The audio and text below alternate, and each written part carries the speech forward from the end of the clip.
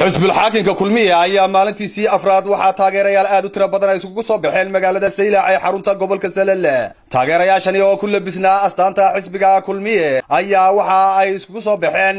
baraxada hore mid kamid ah xafiisyada xisbiga kulmiye ee magaalada Saylac isku soo baxani ayaa waxa taageerayaasha xisbiga kulmiye ee magaalada Saylac maanta kala qayb galay gudoomiyaha xisbiga kulmiye ee gobolka Salale maayirka hore degmada Saylac xildhibaano kamid ah golaha deegaanka ee degmada Saylac wasiir ku-xigeenka wasaaradda awqaafta iyo arrimaha islaamka ugu horeyn waxa halkaasi ka hadlay qaar kamid ah taageerayaasha xisbiga kulmiye ee gobolka Salale waxayna sheegeen in ay hiiliyo hoob la garab joogan maalinta codbixinta doorashada madaxtooyada ee fooda inagu soo haysa annagoo ah dhalinyartii koboshiyeed oo dhammaantoodba dhigihiiyo diiba wata ururkii dhalinyarta koboshiyeed oo gebigeeduna dhammaystiray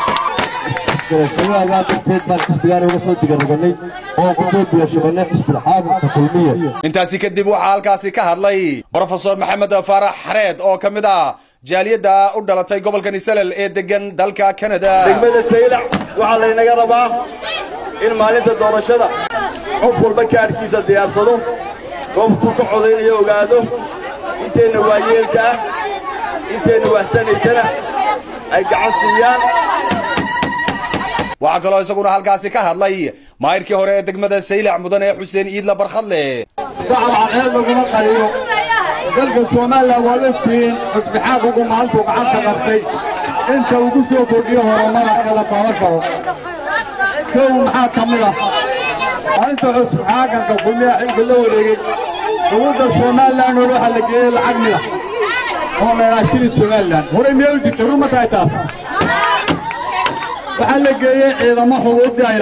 dhanka kale waxa isaguna halkaasi hadal mahadnaqa dadweynaha uga soo jeediyay xildhibaan Axmed Yaasiin Maxamed Barkhadle oo ah gudoomiyaha xisbiga kulmiye ee gobolka Salale waxa maanta xagga looga baahan yahay hadal badan loo baahna waqtigii uu dhow yahay saddex waxa inoo hadhay saddex waqtiyo kale inoo hadhay haddii la ilaaho bartamiiba ku jirna waxa loo baahan yahay nin kasta inuu sii diyaarsado kaarkiisii codaynta inuu sii diyaarsado meesha uu yaalo inuu ka sii qaato jeebka ku sii haysta loo baahan yahay taa ku talagala Saylac waxaan isku ognahay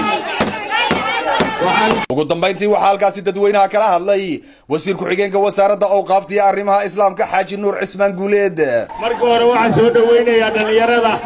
ka soo wareegtay xisbiga wadani ee ku soo wareegtay xisbiga kulmiye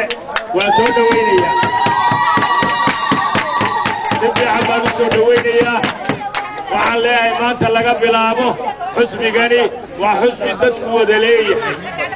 xisbigan cidii laga lihi ma jirto dhanka kale isu soo baxkan oo kala la mid ah ayaa waxa uu ka dhacay magaalooyinka Habaas iyo Cabdulqaadir oo kamid ah degmada Saylac waxaana kala qayb galay isku soo baxaasi dadweynaha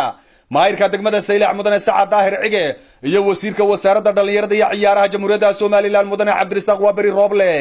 halkaasi ayaa waxa hadal ka kooban ka soo jeediyay qaar kamid ah dadweynaha isku soo baxay taageerayaasha xisbiga kulmiye codsanayna in ayna soo gaarsiiyaan diyahaas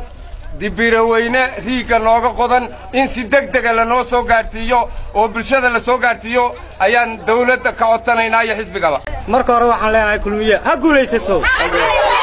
kulmiye ha guulaysato codkayaga waan siinay waxa kaloo iyaguna halkaasi hadal kooban ka soo jeediyay maayirka degmada Saylac mudane Saacad Daahir Cige iyo wasiirka wasaaradda dhalinyarada iyo ciyaaraha jamhuuriyadda Soomaaliland mudane Cabdirasaaq Waabari Rooble sidaan maanta diyaarka ugu tihiin ee cadceed u taagneen maalinta codeynta waxa la idinka rabaa hadii Ilaahay yiraahdo codkiina inaad ku hubsataan sanduuqa xisbiga kulmiye abaas way ballaaratay laba xafiis bay yeelatay waa wax wanaagsan labada xafiisba waxa uu xafiisyo xisbiga kulmiye u leeyahay waa aad iyo aad baan ugu faraxsannahay xisbiga kulmiye wuxuu ballan qaadayaa inuu dhammaystiro baahiyaha asaasiga sida biyaha oo riiga laydin soo jiido halkan la keeno in laydin sameeyo caafimaadka oo MCH laydin dhiso oo aynu inagu isku tashanno in mataqaanaa waxbarashada kor loo qaado Maxamed Cawaale Daahir Shiniila News magaalada Saylac